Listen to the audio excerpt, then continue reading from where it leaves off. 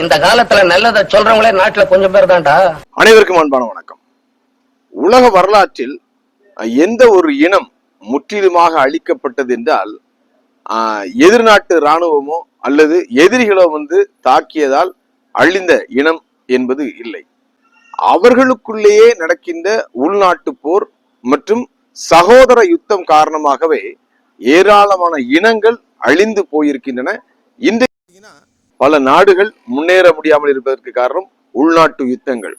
குறிப்பாக பாத்தீங்கன்னா ஆப்பிரிக்க கண்ட்ரிலாம் அதுபோல உள்நாட்டில் கிடைத்த செல்வங்களை திருடி செல்வதற்காக ஒரு கூட்டமும் அவர்களை தடுப்பதற்காக ஒரு கூட்டமும் ஆக மொத்தத்துல பாத்தீங்கன்னா ஒரு இனத்தை சேர்ந்த மக்களே பாத்தீங்கன்னா தங்களுக்குள்ள போரிட்டு சண்டையிட்டு மண்டையை உடைத்து கொண்டு உயிரை மாய்த்து கொண்டு பொருளாதாரத்தில் முன்னேற்றம் அடையாமல் காலப்போக்கில் பாத்தீங்கன்னா முற்றிலுமாக அழிந்து போகின்றனர்.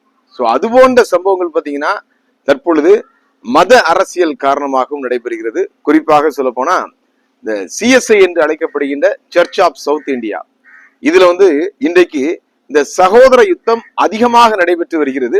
இதை நடத்துவது யார் என்றால் இதன் தலைமை பீடத்தில் இருப்பவர்கள் தான் இதை நடத்துறாங்க. அவர்கள் தான் என்ன பண்ணாங்க, முன்னின்று இந்த ஒரு விஷயத்தை பிளான் பண்ணி செய்யறாங்க. ஸோ அதோடைய ஒரு வெளிப்பாடு தான் தற்பொழுது நீங்கள் கண்ட அந்த வீடியோ. இந்த வீடியோ காட்சி எடுக்கப்பட்ட இடம் நேற்றைய தினம் மதுரை ராமநாடு டைசில மதுரையில் உள்ள இந்த திருப்பாலை அப்படிங்கிற ஒரு சர்ச்சில தான் பாத்தீங்கன்னா நேற்றைய தினம் இந்த சம்பவம் நடந்திருக்குது. இந்த பூட்டை உடைத்து உள்ளே செல்ல முயற்சிப்பவர்கள் பாத்தீங்கன்னா புறமதத்து நண்பர்களோ அல்லது கடவுள் மறுப்பாளர்களோ அல்ல, இதே சிஎஸ்ஐ சேர்ந்த அதே சர்ச்சை சேர்ந்த சில நபர்கள் தான் என்ன பண்றாங்க, இந்த வேலையை செய்றாங்க. இதற்கு தூபம் போடுறது யார் அப்படின்னா அந்த மதுரை ராமநாடு பேராயர் திரு ஜெய்சிங் பிரின்ஸ் பிரபாகர் அவர் தான் என்ன பண்றாரு, இந்த வேலையை செய்யறாரு. காரணம் என்னன்னா இதற்கு முன்பாக 2025 வருடம் நடைபெற்ற அந்த திருமண்டல தேர்தலில் திரு மாதவன் இன்பராஜ் என்பவருடைய தலைமையிலான அணியினர் வெற்றி பெற்று அந்த ஆலயத்தின் நிர்வாகத்தை என்ன பண்ணிடுறாங்க, கையில் எடுக்கின்றனர். ஸோ இவர் பாத்தீங்கன்னா அந்த ஆலயத்தின் செக்ரட்டரியா இருக்காங்க.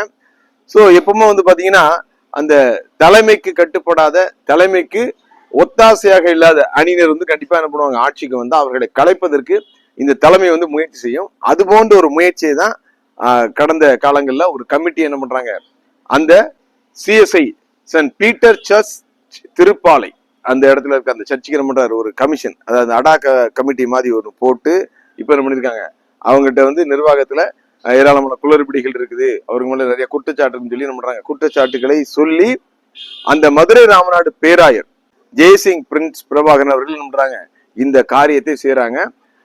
மதுரை அப்படின்னாலே உங்களுக்கு நல்லாவே தெரியும், இந்த சினாடை தனது கைவசம் சிலந்தி வலையை போல அனைத்து திருமண்டலங்களையும் சிக்க வைத்துக் கொண்டிருக்கின்ற மதுரையின் நாயகர் நமது ஜெனரல் செக்ரட்டரி, அதாவது பதவி முடிந்த பின்பும் அந்த இடத்தை விட்டு காலி செய்யாமல் இன்றும் லாபி செய்து கொண்டிருக்கின்ற மதுரை மண்ணின் புகழ் ஜெனரல் செக்ரட்டரி பெர்னாண்டோ ரத்தின்ராஜ் அவருடைய வலதுகரமாக திகழ்வது தான் பாத்தீங்கன்னா இந்த ஜெய்சிங் பிரின்ஸ் பிரபாகரன் பேராயர் அவர்கள்.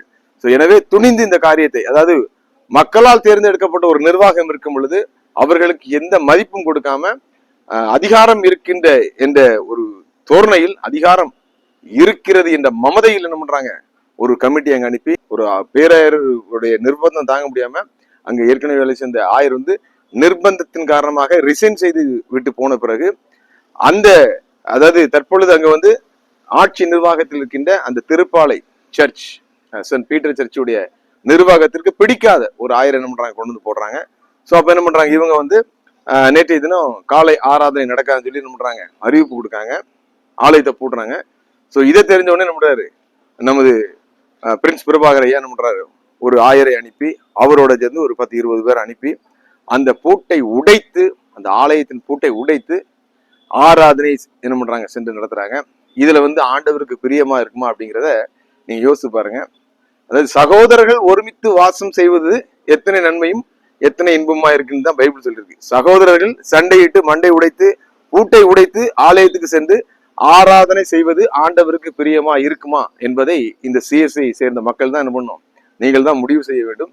ஸோ இப்படிப்பட்ட ஒரு நிலைமையில் இருக்கின்ற ஆலயங்களை வைத்துக்கொண்டு, இப்படிப்பட்ட நபர்களை தலைமையிடமாக வைத்துக்கொண்டு, தலைமையில் வைத்துக்கொண்டு, பேராயராக ஆயர்களாக வைத்துக்கொண்டு எப்படி சிஎஸ்ஐ பாத்தீங்கன்னா சிறப்பானதாக இருக்க போகிறது என்பது தெரியவில்லை. மனசாட்சிக்கு கொஞ்சம் கூட மதிப்பு கொடுக்காத, மக்களால் தேர்ந்தெடுக்கப்பட்ட ஒரு நிர்வாகத்திற்கு எந்த வகையிலும் ஒரு மாண்பு கொடுக்காத பேராயர்களை இந்த சிஎஸ்ஐ திருமண்டலங்கள் எல்லா இடங்களிலும் பெற்றிருக்கிறது. அதனாலதான் பாத்தீங்கன்னா இது போன்ற பிரச்சனைகள் தொடர்ந்து பூதாகரமாக வளர்ந்து கொண்டிருக்கிறது. எனவே இந்த மதுரை திருப்பாலை சென்ட் பீட்டர் சர்ச்சில் நடந்த இந்த சம்பவத்தை நமது பிரம்பு வலைதளம் சார்பாக நாங்கள் பொதுமக்களிடம் வெளியிடுகிறோம். எங்களுடைய கண்டனங்களையும் தெரிவித்துக் கொள்கிறோம். தலைவர்கள் என்பவர்கள் தனக்கு கீழ் இருப்பவர்கள் தவறு செய்தாலும் அந்த தவறை சுட்டிக்காட்டி அவர்களை நல்வழிப்படுத்துபவர்களாக தான் இருக்க வேண்டுமே தவிர கடைசியில் வந்து பாத்தீங்கன்னா அழகான ஒரு வார்த்தை ஒன்று போடுறாங்க, the name of the Jesus Christ, precious Jesus Christ, கர்த்தருடைய நாமத்தினால என்ன பண்றோம் சொல்றங்கிறத இவங்க என்ன பண்றாங்க, வார்த்தைகளையும் எழுத்துக்களையும் சொல்றாங்க. ஆனால் இவை அனைத்தையும் நாமும் நம்பித்தான் இன்னும் சிஎஸ்ஐல இருக்க வேண்டியிருக்குது. இதுதான் நமது தலையெழுத்து. இது போன்ற நிலைமை என்று மாறப்போகிறதோ, சிஎஸ்ஐ என்னும் அமைப்பு எப்பொழுது சீர் பெறுகிறதோ தெரியவில்லை. கர்த்தருக்கே அது வெளிச்சம். அனைவருக்கும் நன்றி. சொல்றவன் சொந்த வாழ்க்கைய பத்தி எல்லாம் கிளறி பார்க்காதே. அவன் சொல்றதுல அறிவுக்கு பொருத்தமா இருந்தா நடங்க.